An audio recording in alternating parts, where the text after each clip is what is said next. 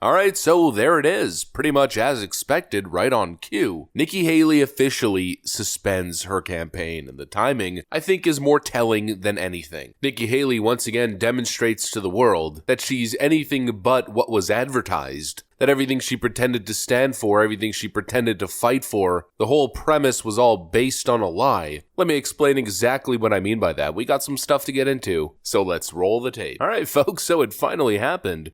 I am filled with the gratitude for the outpouring of support we've received from all across our great country. But the time has now come to suspend my campaign. I said I wanted Americans to have their voices heard. I have done that. I have no regrets.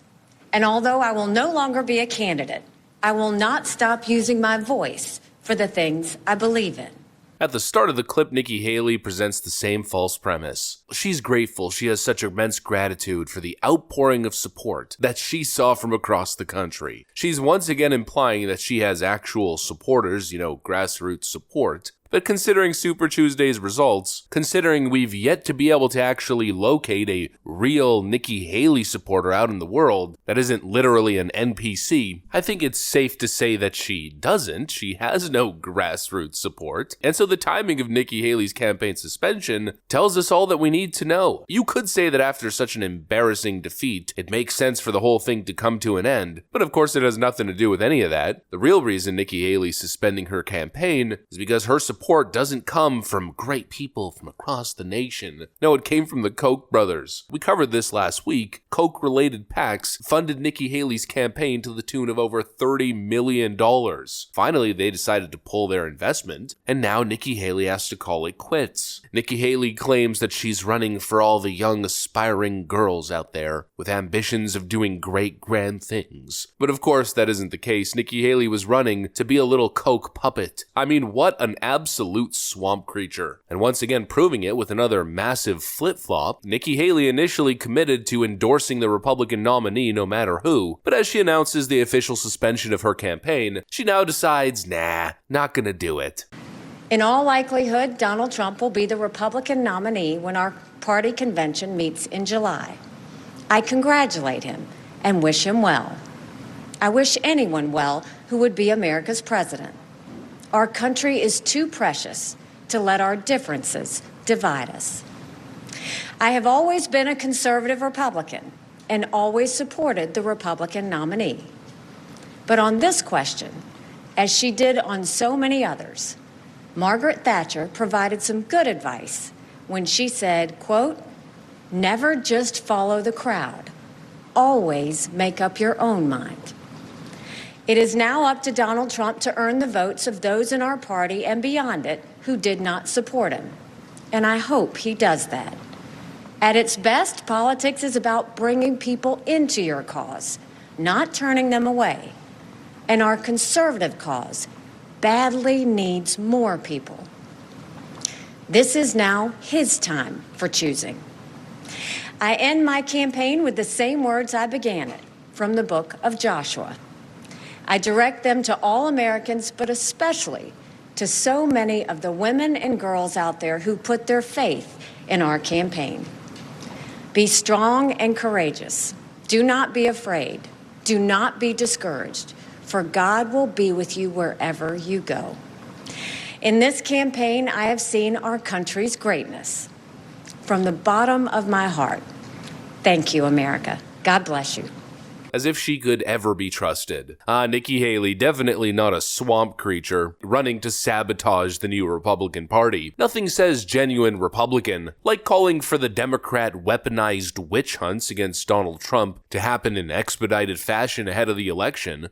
But I think it's important that all of that come out now so that we're not dealing with it later. I think he's hoping it comes out later so that he can make it all go away. Yeah. But either way, we've got a problem on our hands. I mean, Chaos follows Donald Trump wherever he goes. We continue to see this play out, and we can't be a country in disarray and a world on fire and go through 4 more years of chaos. We won't survive it. How much of a priority do you think it should be for these cases to get resolved before November, regardless or not? I just think they need to do things quickly. Yeah. If it's hearing a case, do it quickly. If it's an appeal, do it quickly. Yeah, a real genuine Republican Nikki Haley, who called for a government registry to use the internet. The second thing is every person on social media should be verified by their name.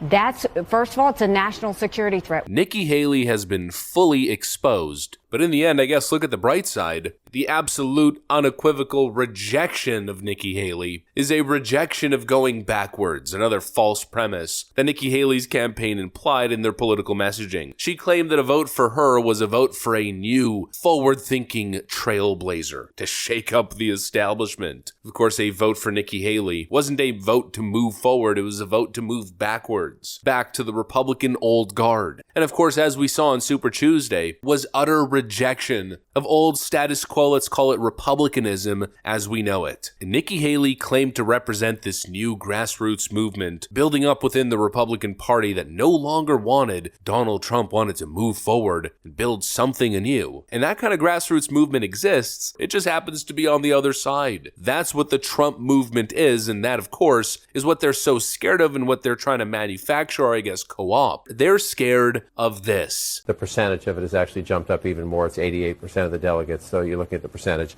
Donald Trump cannot mathematically clinch tonight, but he can get within 100 or so of what he needs, and he can do that next week. And so what you have here is, he has remade the party in his image. There are still some Republicans who are trying to take it away, like take it back. Right? That's over. That's over. There's no back. That party doesn't exist anymore. Right. It just doesn't. It just doesn't. Look at the House of Representatives. Look at what's happening in the United States Senate. Mitch McConnell stepping aside.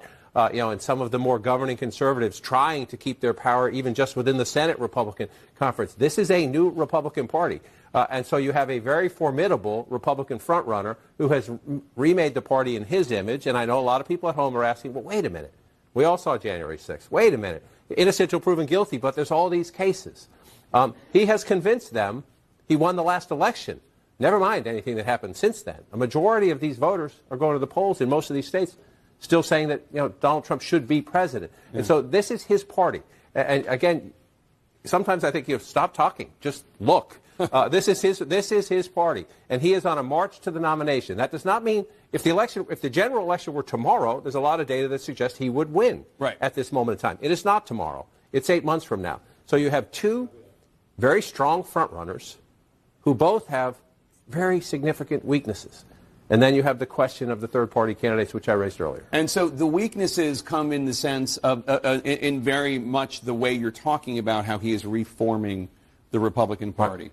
More working class people, including voters of color, African American, men primarily, but also Latinos. The official reformation of the Republican Party, out with the old and in with the new. They want to stop it so badly, and Nikki was one of their latest last-ditch efforts. But what can I say, the victors end up writing the history books. So let's write the history. Deep state actors, the Uniparty, the DNC, the Koch brothers, and of course their little minion, Nikki Haley. Absolutely frickin' BTFO'd. Good riddance. Hopefully the Nikki Haley primary monkey is finally off the Trump campaign's back. Time to focus less on the nuisance and rather on the goal at hand. Getting rid of the old dusty fart currently occupying the White House and bringing back the Trumpinator. I'll be back.